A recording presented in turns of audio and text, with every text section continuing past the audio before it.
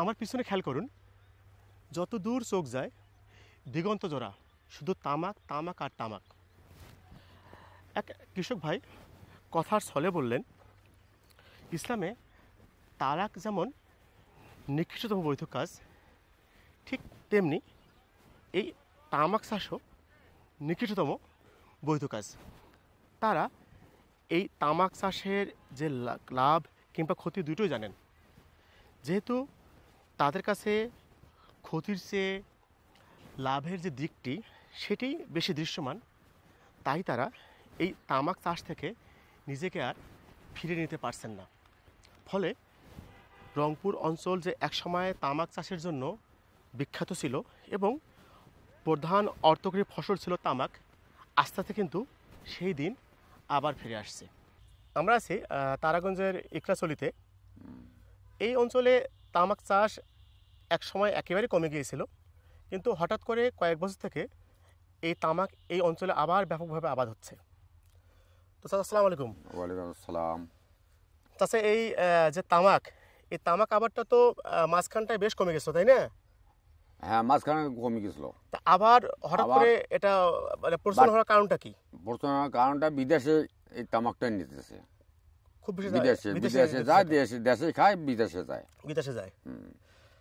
আচ্ছা, এই তামাক আমরা একটু যদি দেখি যেটা কেমন লাভবান হয় কৃষক। আমাদের এই অঞ্চলে 25% একদম জমি, 25%। 25% একদম। আচ্ছা, 25% জমিতে এই তামাকটা হচ্ছে বার্লি জাতের তামাক। বার্লি সাধারণত বিশ্বের সব থেকে দামি যে সিগারেটগুলো আছে, সেই দামি সিগারেটগুলো তৈরি হয় কিন্তু এই জাতের তামাক থেকে। হ্যাঁ, তামাক। এই জাতের তামাক যখন এই পাতাটা শুকানো হয় তখন এটি একদম একদম উজ্জ্বল সোনালী বর্ণ, হ্যাঁ, যেন সোনা ঝরছে এরকম বর্ণ ধারণ করে। এটি বিশ্বের সব থেকে দামি তামাক এটি। অবশ্য এর থেকে আরেকটি তামাক দামি আছে, ওটা মতিহার তামাক। সাধারণত ওই তামাকটা দিয়ে পান সাথে যে জর্দা খাওয়া হয়, ওই মতিহার তামাক দিয়ে জর্দা তৈরি হয়, সেটি আমি আপনাদের অন্যদিন দেখাবো। তো আমরা একটু জানবো যে কৃষকরা কেন ঝুঁকছে এই তামাকের দিকে, এই আবাদে খরচ কেমন আর এই আবাদে লাভ কেমন।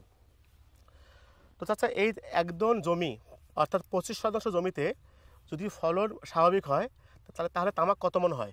স্বাভাবিক হইলে 7 থেকে 8 মণ। 7 থেকে 8 মন। তো আমি ধরলাম 7 মন। হ্যাঁ। তো বর্তমান বাজার দর 1 মন তামাকের দাম কত? 140 টাকা কেজি। হিসেব করো। কেজি 140 না 240?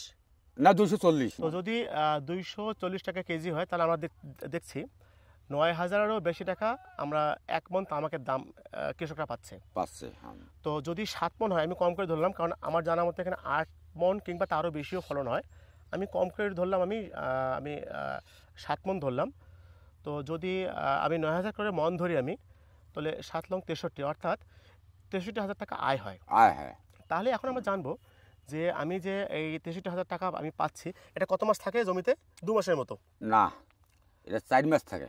2 মাস, 4 মাস থাকে। হ্যাঁ। তো এটি 4 মাস থাকে। তো 4 মাসে আমরা দেখবো যে আয় কেমন হয়। তাহলে এই 25% জমিতে খরচ কেমন হয় কৃষকের? খরচ 12,000 টাকা মতো হইবে।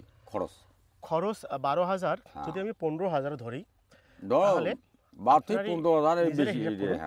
যে 25% জমি থেকে 4 মাসে একজন কৃষক কত টাকা আয় করছেন। মূলত যেহেতু এই আয়টা খুব বেশি, সেহেতু কৃষকরা আস্তে আস্তে কিন্তু আবারও এই তামাক চাষের দিকে ঝুঁকছেন। তো আপনি একটু আগে নিজেও বিড়ি খাইলেন, তো এটা খাওয়া কি লাভ না ক্ষতি? ক্ষতি আছে। ক্ষতি বলতে কি কি ক্ষতি হয়? লাঞ্চের ক্ষতি হয়। লাঞ্চের ক্ষতি হয়, তো ক্যান্সারও হয়, তাই না? ক্যান্সার হয় না, যাই ইয়েও খায়, তা ক্যান্সার হয় না। বিড়ি খেলে ক্যান্সার হয় না? না, এটা হলো অসাধারণ আছে। কিরকম? ক্যান্সার হয় না, ময়লাটা জমা হলে ট্যাবলেট খাওয়া লাগে। ও ট্যাবলেট খেলে কি মরাটা কি পরিষ্কার হয়ে যায়? ট্যাবলেট খান মাঝে মাঝে মাঝে মাঝে আমি খাইতেই থাকো। ওটা কি ট্যাবলেট? ওটা আর ওটা ট্যাবলেট কি? এই যে বাবা নাকি? না, একটা ট্যাবলেট আছে, সেইটা খাওয়াই না, ওটা খেয়ালে নেই মোট। ও তাহলে ওই ট্যাবলেট খাইলে কি লাঞ্চটা হয়ে যায়, পরিষ্কার হয়ে যায়? তখন বিড়ি সিগারেট খেলে আর কোনো কিছু অসুবিধা নেই? অসুবিধা নেই না। গ্রামগঞ্জের এই সাধারণ মানুষেরা এরকম ভ্রান্ত ধারণার সাথেই বসবাস করেন। ধন্যবাদ সবাইকে সাথে থাকার জন্য।